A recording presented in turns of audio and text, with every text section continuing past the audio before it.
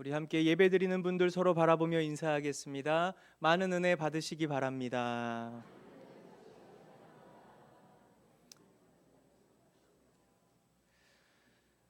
우리의 눈을 들어 주님을 바라볼 때 모든 근심은 사라지고 주님이 주시는 기쁨과 평안이 가득한 예배의 시간 되길 주님의 이름으로 축복합니다.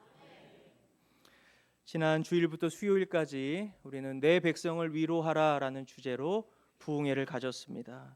부흥회 첫날부터 마칠 때까지 하나님께서 우리 성도교회와 성도님들 가운데 얼마나 큰 은혜를 부어주셨는지 모릅니다. 저는 이번 집회를 통해 하나님께서 우리 성도님들을 특별하게 사랑하신다는 마음도 깨달았고, 지친 삶을 위로하시고 새 힘을 주시기 위해 이미 오래전부터 이 은혜의 잔치를 작정하시고 예비하셨다는 확신도 들었습니다.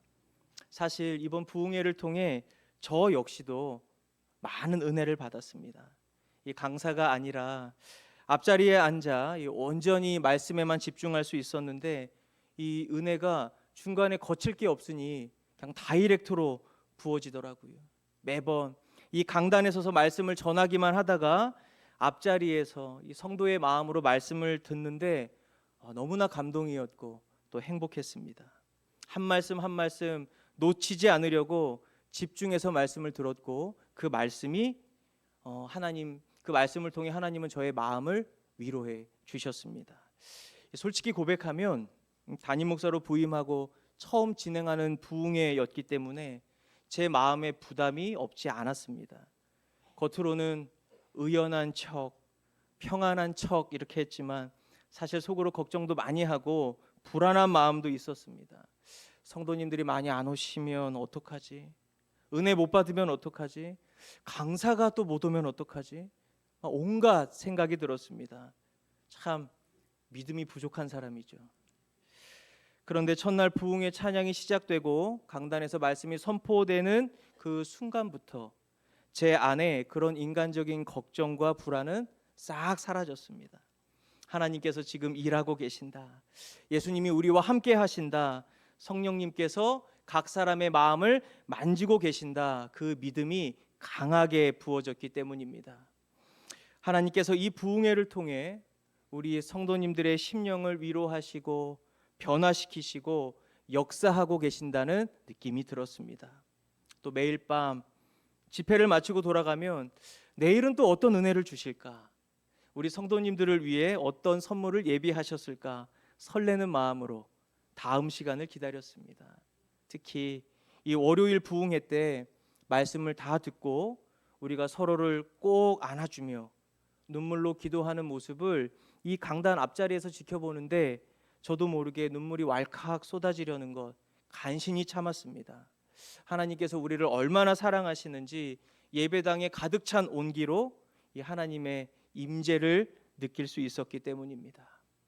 사랑하는 성도 여러분, 이제 내일부터 우리 민족의 큰 명절인 설날이 시작됩니다.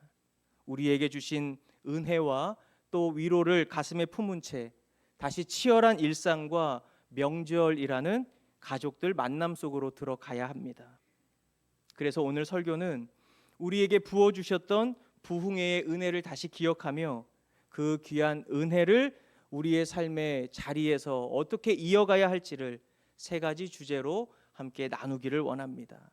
바라기는 이 시간 선포되는 말씀을 통해 부흥회 때 부어졌던 그 위로와 크신 은혜가 이 예배의 현장 가운데 가득 부어지기를 주님의 이름으로 축복합니다.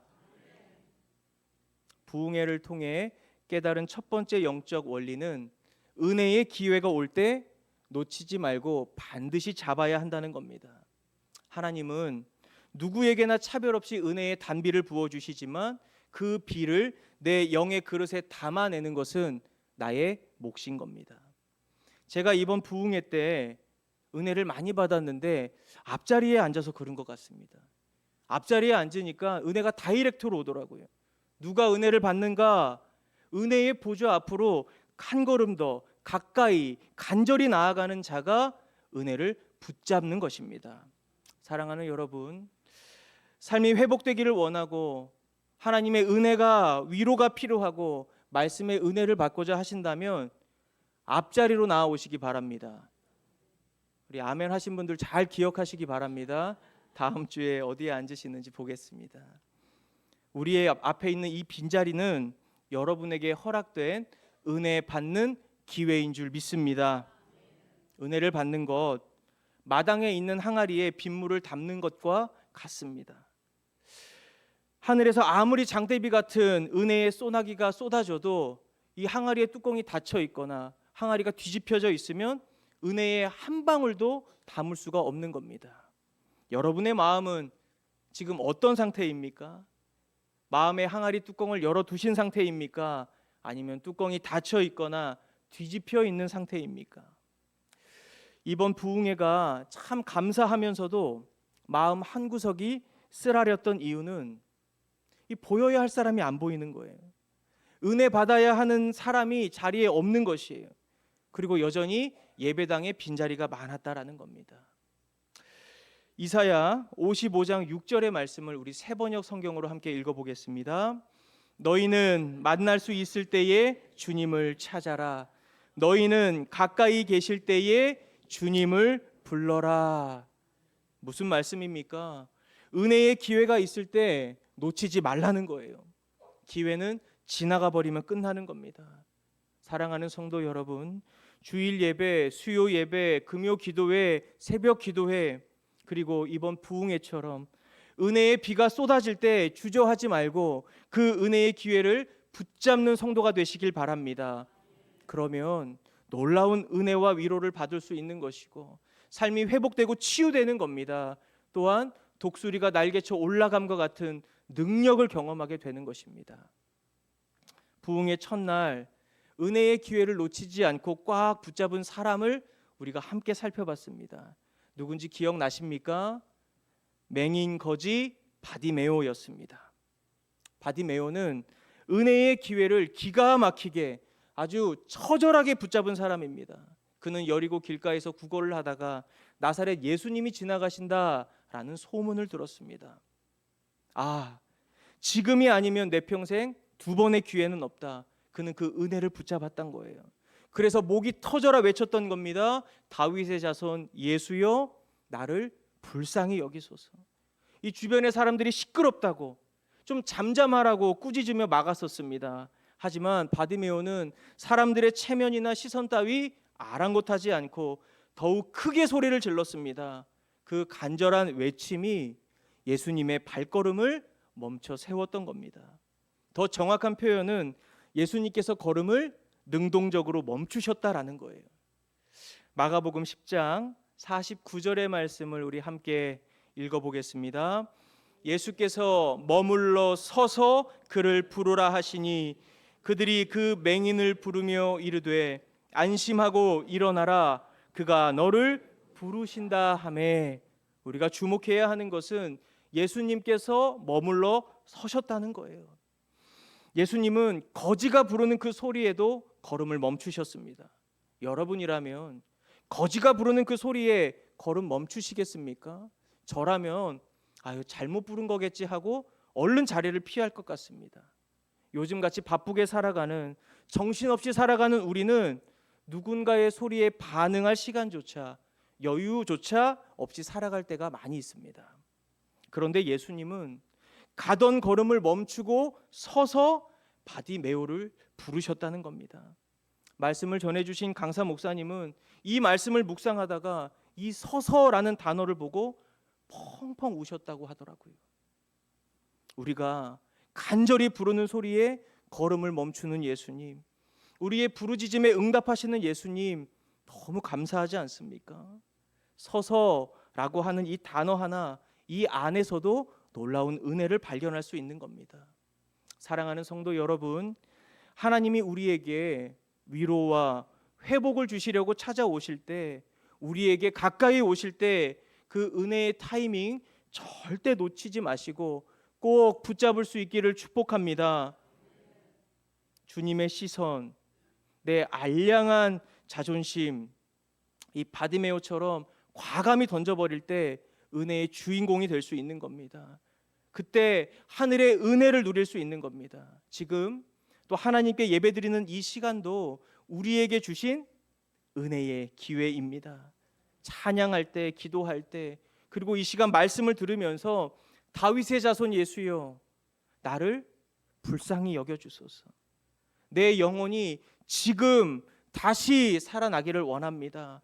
그런 간절한 심령으로 주님 앞에 나아가 주님이 손 내미시는 그 은혜의 기회에 꽉 붙잡고 살아가는 귀하고 복된 성덕의 성도들 다 되시기를 주님의 이름으로 축복합니다. 이사야 40장 1절의 말씀 우리 함께 읽어보겠습니다. 너희의 하나님이 이르시되 너희는 위로하라, 내 백성을 위로하라. 오늘 본문 1절에 나오는 내 백성을 위로하라 라는 이 말씀은 우리의 정체성이 무엇인지를 정확하게 보여주는 말씀입니다. 여러분, 나는 누구입니까? 우리는 억지로 일하는 종이 아니라 하나님의 사랑을 받는 자녀입니다. 여러분 믿으십니까? 하나님께서 우리에게 회복과 위로에 대해 말씀하시는 이유, 우리의 상태에 대해서 관심을 가지고 치유하시는 목적은 분명합니다. 우리가 당신의 자녀이기 때문입니다. 만약에 종이었다면 하나님은 우리의 마음의 상태가 어떠한지, 나의 육적인 영적인 상태가 어떠한지 전혀 관심이 없었을 겁니다. 종의 컨디션과 상관없이 일을 시키는 게 주인이고 그 종은 일을 해내고 나면 관계는 끝나는 겁니다. 하나님께서 내 백성을 위로하라 말씀하시는 이유는 나는 하나님의 자녀이고 하나님은 나의 아버지가 되시기 때문입니다.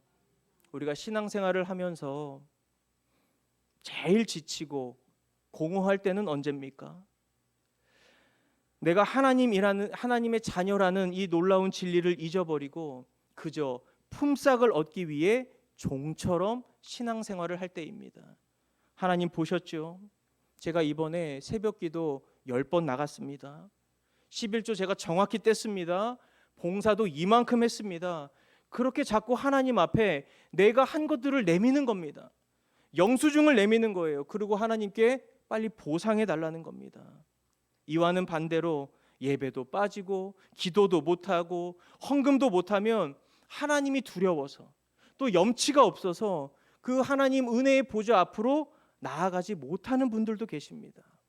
여러분, 이 두 가지 모두 자녀가 아닙니다. 종의 정체성을 가지고 신앙생활을 하는 겁니다.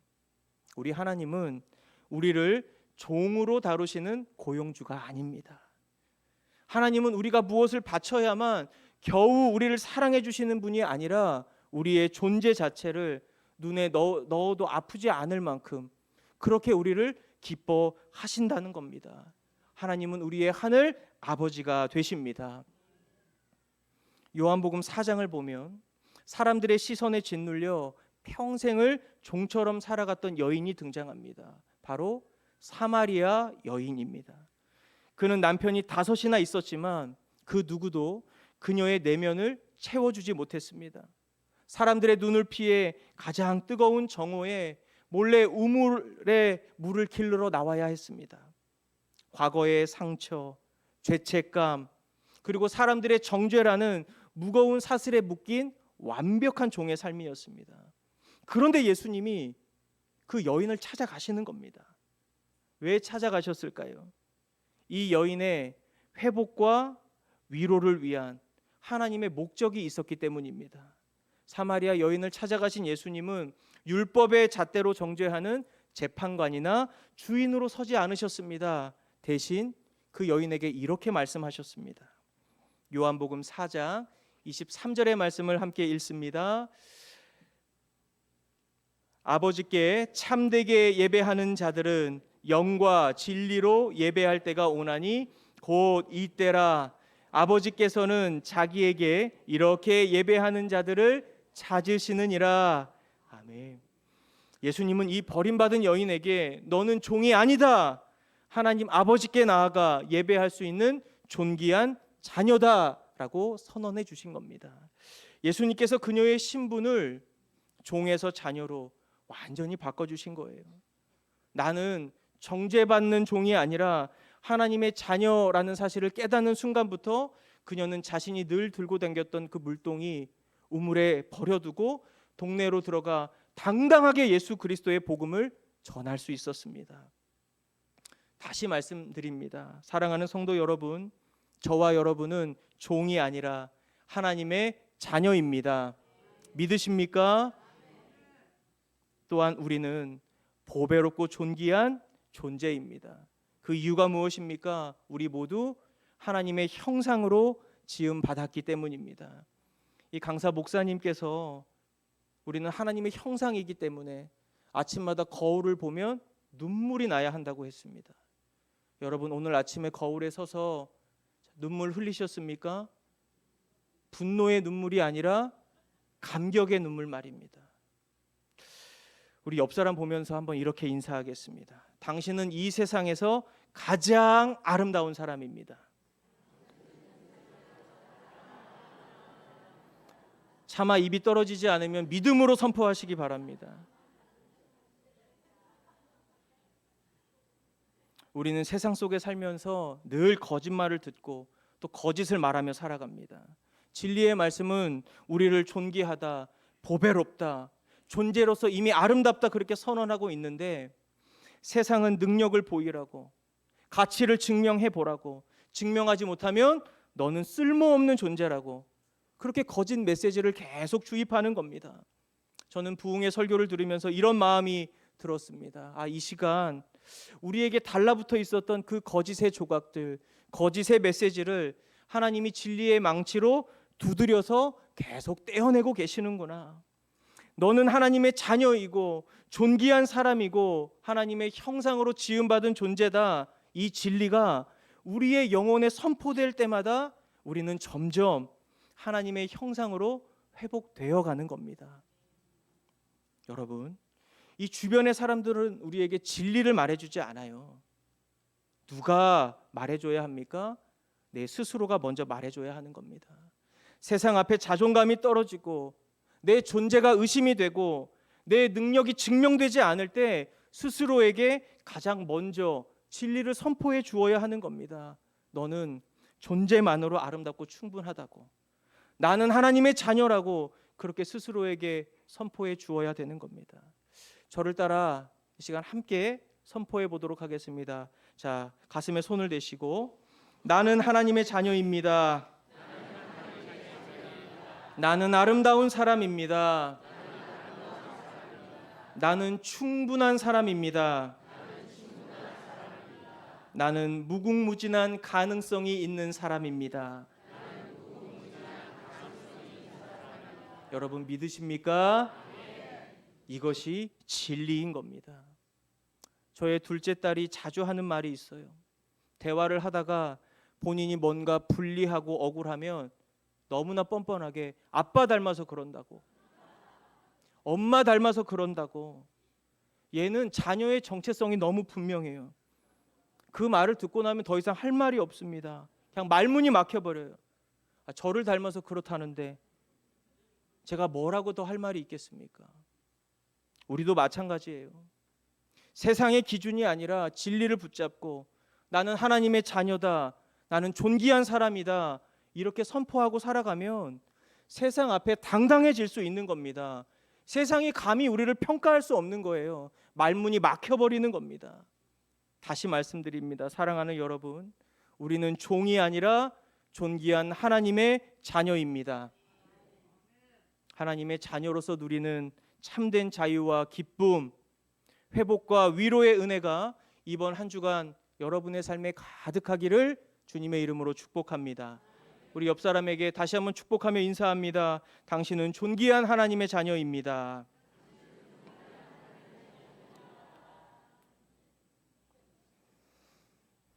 마지막입니다.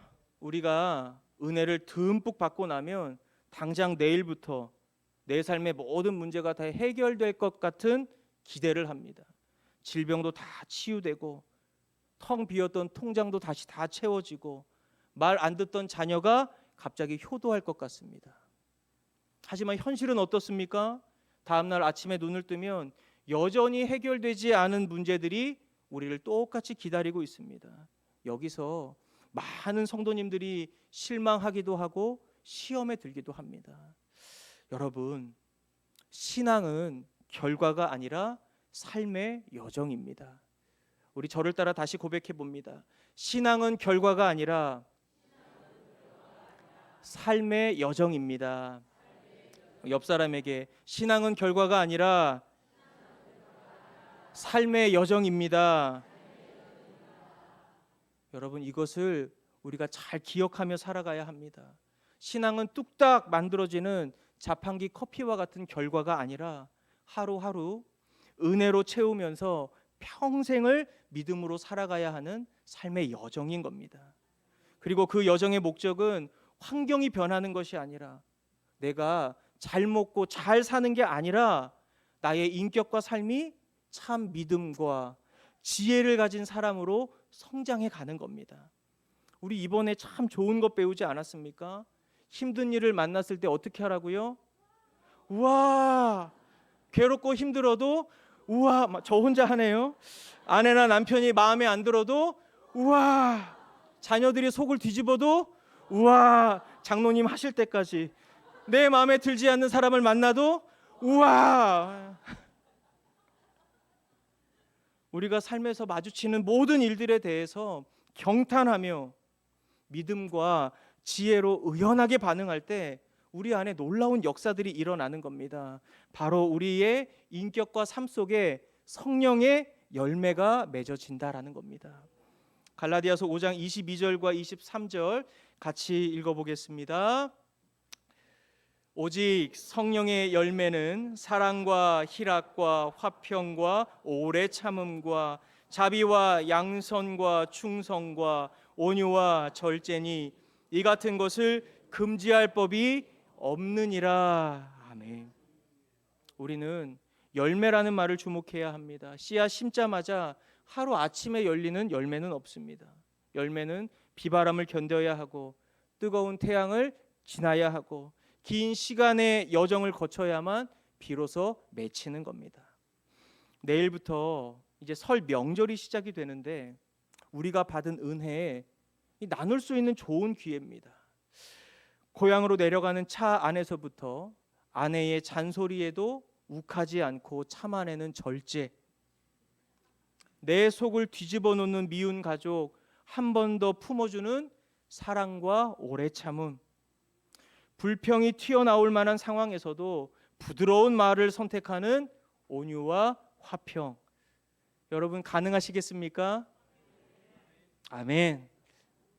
우리의 은혜는 하나님이 우리에게 주시는 은혜는 우리를 고난의 현실에서 영광의 목적지까지 순간적으로 이동하는 장치가 아닙니다. 하나님이 우리에게 날마다 부어주시는 은혜는 험한 길을 포기하지 않고 끝까지 달려갈 수 있도록 우리의 마음을 채워주는 주유소와 같은 겁니다. 새벽 기도회 때마다 출애굽기 말씀을 살펴보는데 이스라엘 백성을 보면 그들은 홍해가 갈라지는, 그리고 그 홍해가 마른 땅이 되어 홍해를 건너는 그 엄청난 이적을 체험했습니다. 역대급 부흥회를 그들은 경험했던 겁니다. 그런데 하나님은 그들을 며칠 만에 가나안 땅으로 순간 이동시키지 않으셨습니다. 무려 40년 동안 광야라는 여정 걷게 하셨습니다. 왜 그러셨을까요? 애굽에서 430년 동안 뼛속까지 물든 이 죄악된 노예 근성 다 뽑아버리기 위해, 그리고 그 자리에 성령의 열매를 심기 위해 광야 40년이라는 시간을 허락하셨던 겁니다. 메마른 광야에서 매일 아침 내리는 만나를 거두며 충성을 배우고, 물이 없을 때 원망하는 대신 하나님의 때를 기다리는 오래 참음을 배우고, 척박한 환경 속에서도 하나님 한 분만으로 기뻐하는 희락을 그들은 훈련했던 겁니다.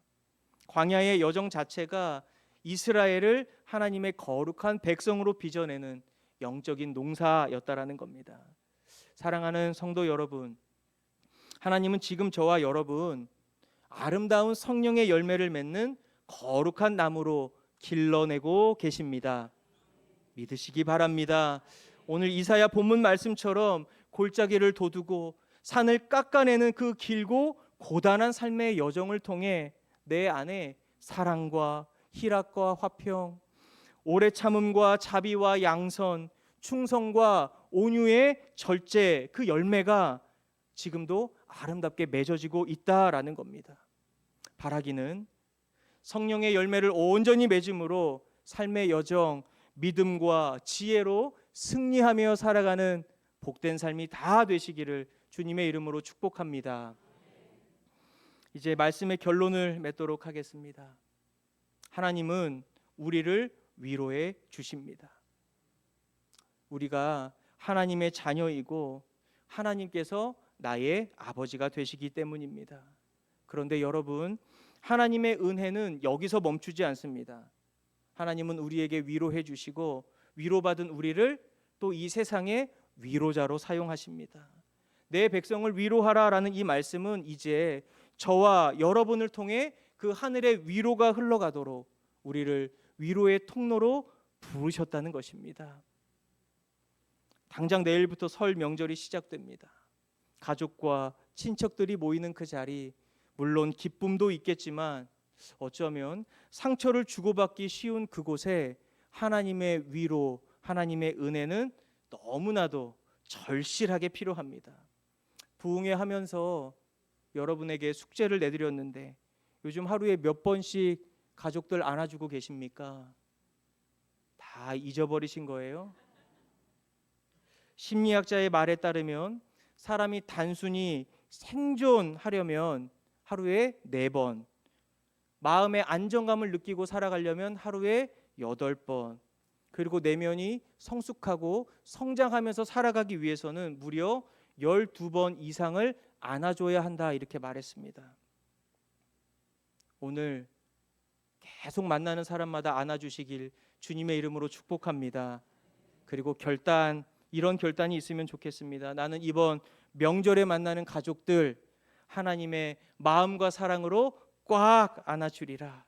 설 명절 불평하고 원망하는 시간이 아니라 축복하고 위로하는 시간으로 물들이겠다.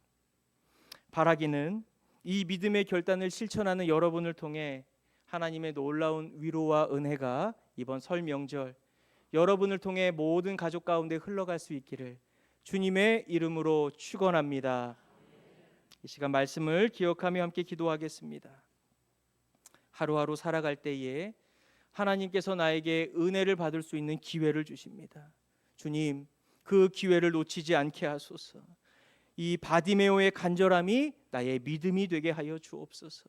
그리고 하루하루 살아갈 때에 하나님의 자녀라는 진리, 하나님의 형상으로 창조된 존재임을 기억하며 승리하는 삶으로 나아갈 수 있도록, 그리고 신앙은 결과가 아니라 삶의 여정이라는 것을 기억하며 믿음과 지혜를 가지고 성령의 열매를 맺는 삶이 되도록 주님 인도해 달라고 우리 시간 다 함께 말씀을 붙잡고 기도하도록 하겠습니다.